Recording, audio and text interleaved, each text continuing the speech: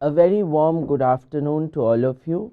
This is Pratyush Kumar from National Law University, Delhi, speaking on module Legal Principles of International Intellectual Property Regime, Introduction to Trade-Related Aspects of Intellectual Property Rights. The legal principles forming the foundation for intellectual property law governing the world today has been fairly old. It began with the Paris Convention for the Protection of Industrial Property 1883, which is commonly known as Paris Convention, followed with the Berne Convention for the Protection of Literary and Artistic Works 1886, Berne Convention. Both these conventions were also negotiated, renegotiated and amended over the years before they were finally embedded in TRIPS through the Uruguay round of negotiations 1986 to 1994, which came into effect from 1st January 1995. The three main features of the agreement are: standards. It sets the minimum standard of protection to IP provided by each member country. Second, enforcement. It entails domestic legislations, procedures and remedies provided by member countries for the enforcement of IP rights. Third, dispute settlement. Dispute settlement is a unique feature of the World Trade Organization, which provides for a complex system of dispute settlement through dispute settlement understanding. Principles which got enshrined in the Berne Convention 1886, which forms the bedrock of IP law today, are: first, principle of national treatment. Principle of national treatment. According to this principle, a treatment no less favorable is provided to nationals of other member countries as nationals of one's own country. This principle is enshrined very much in the General Agreement on Tariffs and Trade and forms as one of the bedrock principles of World Trade Organization structure. The principle and its exceptions have been included in Paris Convention 1967, the Berne Convention 1971 and Rome Convention 1961. Rome Convention for the Protection of Performers, Producers of Phonograms and Broadcasting Organizations. First case is Havana Club trademark dispute case. Brief facts of the case.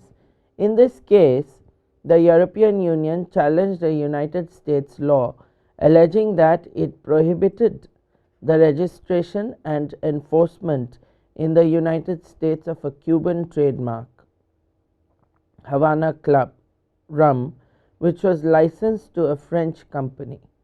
They further alleged that it was in violation of the World Trade Organization agreement. The text of section 211 subsection A subsection 2 of the impugned statute states, no US court shall recognize, enforce or otherwise validate any assertion of rights by a designated national based on common law rights or registration of such confiscated mark, trade name or commercial name. World Trade Organization Dispute Settlement Board decision. The WTO DSP held that the US statutory provision section 211A2 violated Article 42 of the TRIPS agreement.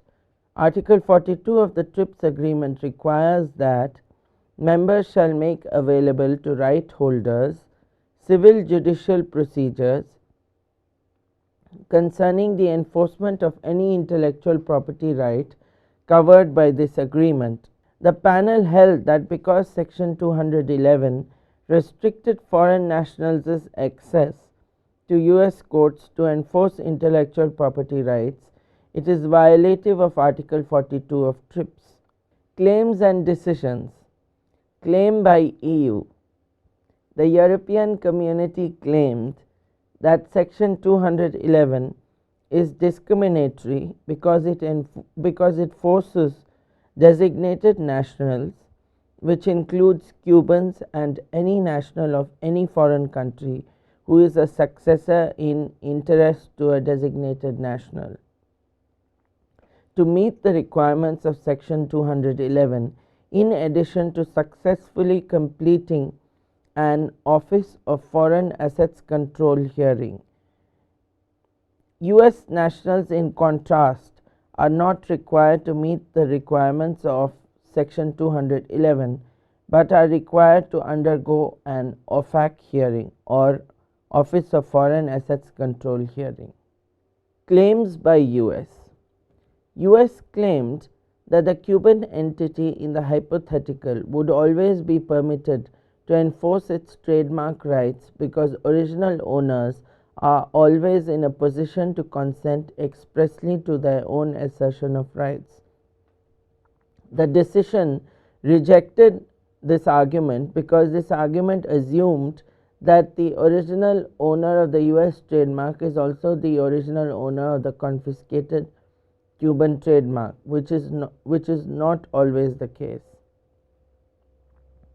Second claim, this hypothetical situation would never occur because the Cuban entity would have registered its trademark before the restrictions included in Section 211A2 were put in place.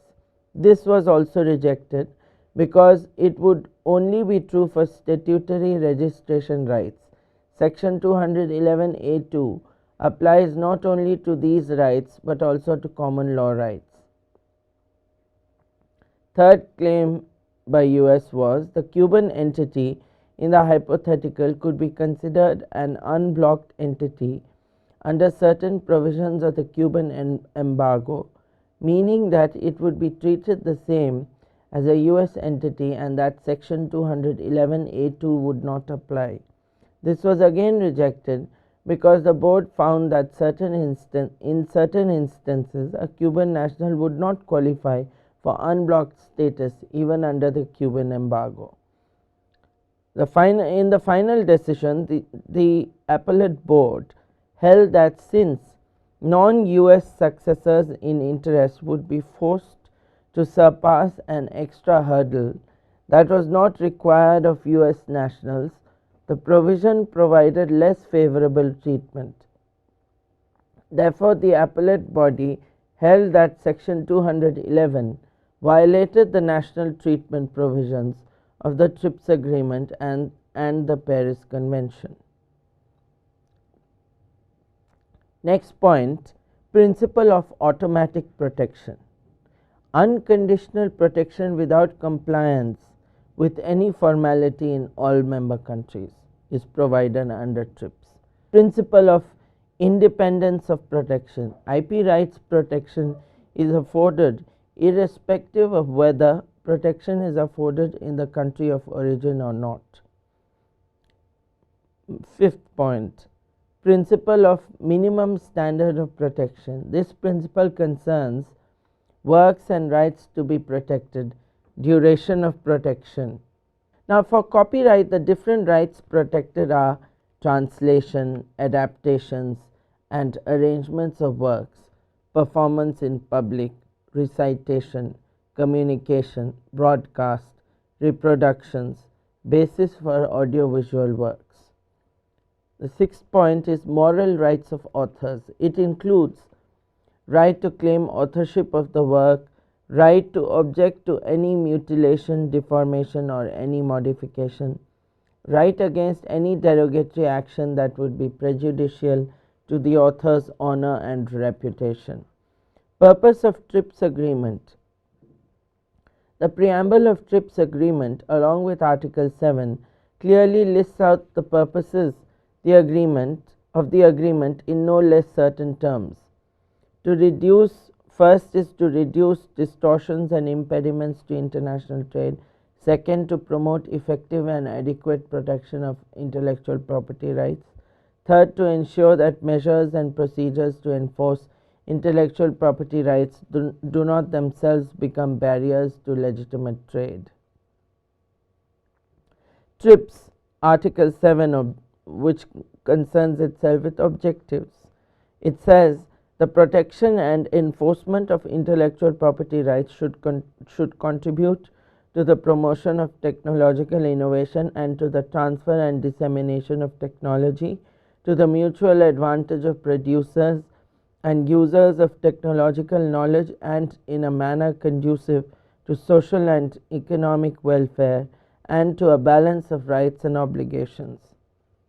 Next point is, all the other WTO agreements essentially affect border measures, whereas TRIPS affects domestic legislations of member countries and has significantly altered the concept of sovereignty. Private parties claim rights protected under TRIPS within domestic jurisdictions that are referred to as persons of other member countries. Article 1.3 defines persons. Next point is Article 1.1 mandates member countries to give effect to the provisions of the agreement. TRIPS Article 1.1 states, members shall give effect to the provisions of this agreement. Members may, but shall not be obliged to, implement in their law more extensive protection than is required by this agreement, provided that such protection does not contravene the provisions of this agreement.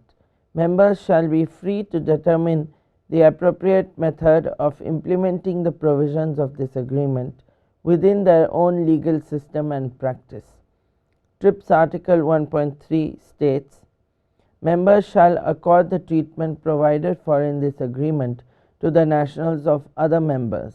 In respect of the relevant intellectual property rights, the nationals of other members shall be understood as those natural or legal persons that would meet the criteria for eligibility for protection provided for in the Paris Convention 1967, the Berne Convention 1971, the Rome Convention, and the Treaty on Intellectual Property in respect of integrated circuits were all members of the WTO members of those conventions.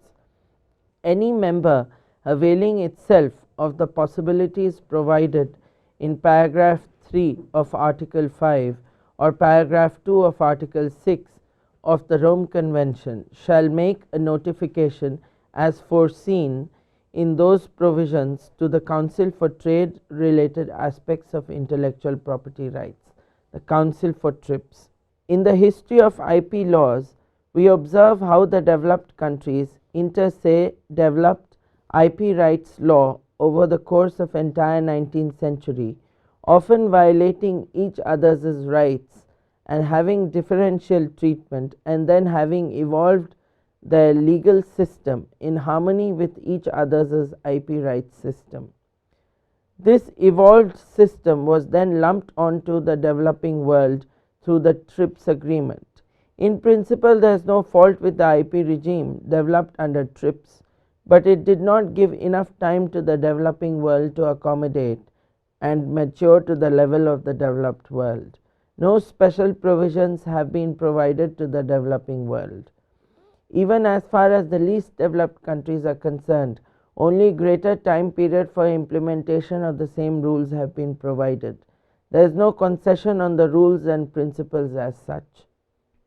Principles enshrined in the Paris Convention 1883 included national treatment, right of priority, common rules including patents, inventor having the right to be named, compulsory license, and marks, filing, registration, and renewal of marks, industrial designs, trade names, indications of source, unfair competition. Most favored nation treatment principle was also granted under TRIPS, where it included any advantage, favor, privilege, immunity granted by one member country to nationals of another member country is immediately accorded to nationals of all other member countries. Exceptions are provided under the MFN principle with certain subject matters. international agreements on judicial assistance or law enforcement, rights granted under the Berne Convention 1971 or the Rome Convention based on the treatment accorded in another country, rights of performers, producers of phonograms and broadcasting organizations not provided under this agreement, rights deriving from pre-TRIPS international agreements. Articles 3, 4 and 5 of TRIPS provide for national treatment and most favored nation treatment principle. As intrinsic to the TRIPS regime, it also includes substantive standards of protection, availability of IP rights, acquisition of IP rights, scope of IP rights, maintenance of IP rights, enforcement of IP rights, as well as those affecting the use of such IP rights which are protected under the TRIPS agreement. Article 8 of TRIPS recognizes rights of member countries to adopt measures for public interest, to prevent abuse of IP rights, to improve public health, to adopt measures consistent with TRIPS. TRIPS Articles 7 and 8 together provide the rules for interpretation and implementation of the rights and obligations under the TRIPS agreement. TRIPS Article 7 is one of the few provisions which addresses the concerns of developing countries, as it includes in part, apart from technological innovation, transfer and dissemination of technology, mutual advantage of producers and users of technological knowledge, conducive to social and economic welfare, balance of rights and obligations. The main purpose of IP rights protection through TRIPS has been technological innovation, and as a matter of fact, almost all, if not all, technological innovations still happen in the developed world, and stakes were really high for them to have TRIPS enforced through the Uruguay round of negotiations 1986 to 94. For developing countries, TRIPS Article 7 became the saving grace. It is very pertinent that Articles 7 and 8 have been included in the main treaty of TRIPS and not just in the preamble. Thus, this provision is not just illustrative, it is compulsory. Often developed countries, when enter into any kind of bilateral investment treaty or form a regional trading organization involving developing countries, they ensure TRIPS plus or even stronger IP rights regime as a precondition for forming such an association. Patent protection and an incentive of a minimum of 20 years' control over the protected subject matter have been expected to encourage investment in research and development, though this point is hugely debatable, and there is again a developed world divide, both in terms of approaching the subject as well as in emulating its impact, though it is widely agreed that such long-term and wide protecting provision has actually inhibited innovation. A very strong IPR regime does not ensure flow of technology to the least developed countries. Under TRIPS Article 7, there should also be dissemination of technology, which is percolation of technology through informal mechanisms. TRIPS Article 15 provides the protected subject matter under trademarks. The protected subject matter includes any sign or any combination of signs capable of distinguishing the goods or services of one undertaking from those of other undertakings shall be capable of constituting a trademark.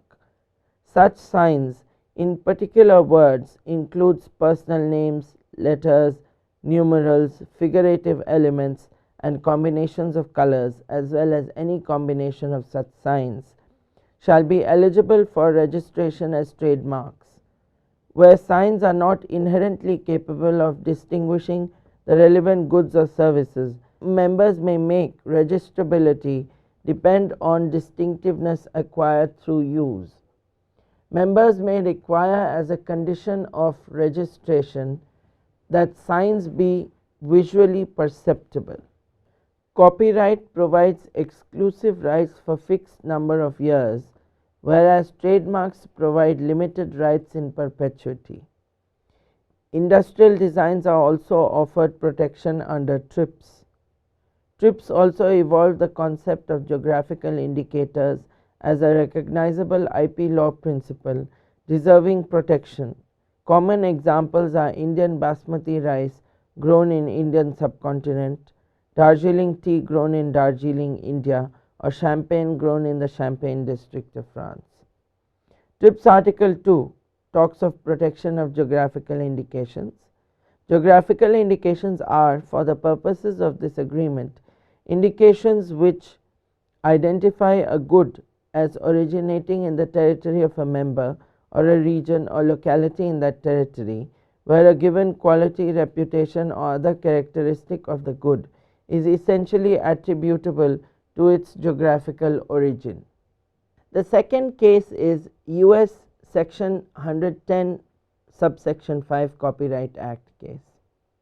Now the case concerns Section 101(5) of the US Copyright Act, which allow the amplification of music broadcasts without an authorization and a payment of a fee by food service and drinking establishments and by retail establishments, provided that their size does not exceed a certain square footage limit. On being challenged by the European Union, the panel observed that the section does violate Article 13 of the TRIPS agreement. The reasoning of the report of the panel provides a very important guideline for interpretation of Article 13. The wording of Article 13 does not contain an express limitation in terms of the categories of rights under copyright to which it may apply. It states that limitations or exceptions to exclusive rights can only be made if three conditions are met. First condition: the limitations or exceptions are confined to certain special cases.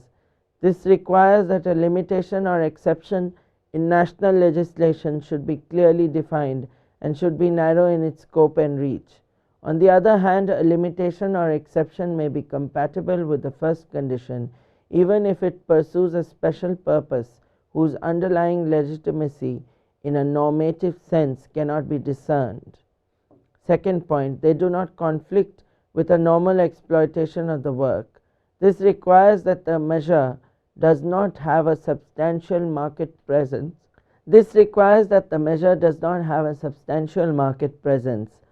Which would otherwise be deemed to conflict with normal exploitation.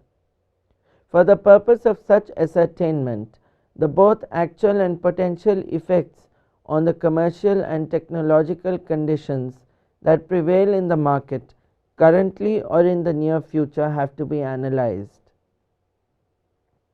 They do not unreasonably prejudice the legitimate interests of the right holder.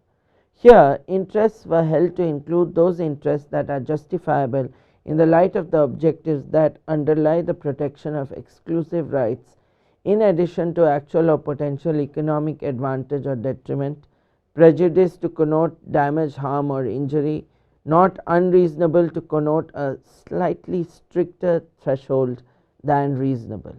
It was also said by the panel that a limitation or an exception is consistent with Article 13 only if it fulfills each of the three conditions.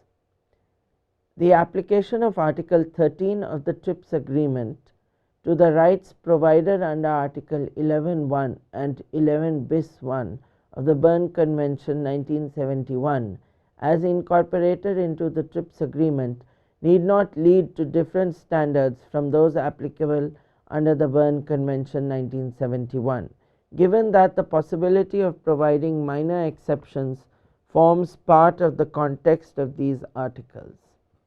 The next section deals with enforcement and dispute resolution mechanisms. Enforcement.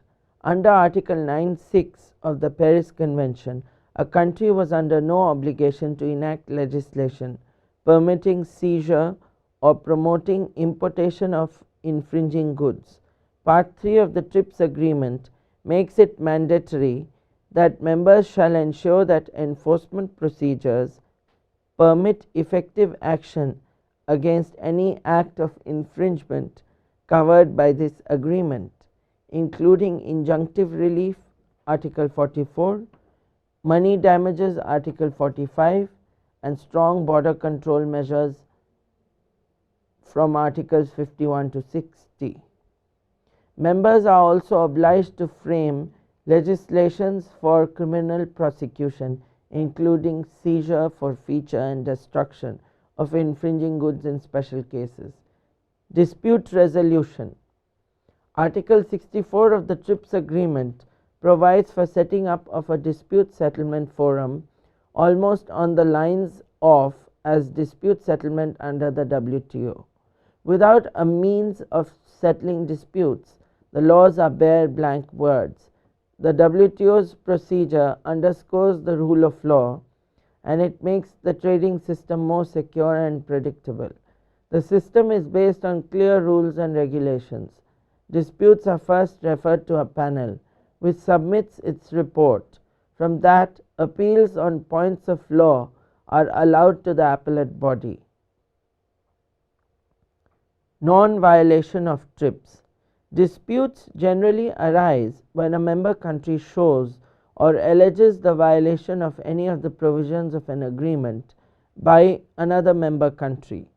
However, in some situations, a government can go to the dispute settlement body even when no provision of any agreement has been violated. This is called a non-violation complaint. It is allowed if one government can show that it has been deprived of an expected benefit because of another government's action or because of any other situation that exists. Article 64.2 of TRIPS contains a temporary restraint on bringing non-violation complaints. This is called moratorium.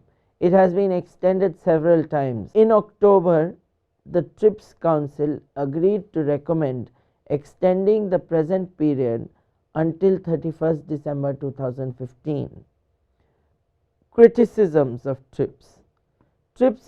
First criticism. TRIPS essentially has nothing to do with trade directly and has ended up prejudicing and restricting trade, which is the mandate of World Trade Organization. Second, IP rights are domestic and territorial and governed by domestic laws and regulations. There is no world patent. Third, one size fits all approach is inappropriate for developing countries. Fourth, companies doing generics are not doing something innovative and have got unwarranted rights protection on it. Fifth, the rationale for TRIPS was trans-border and not domestic, but domestic rights and protection of IP has proliferated over the years. There is nothing trans-border in it. This entire module covers some aspects of the issue that the module concerns itself with.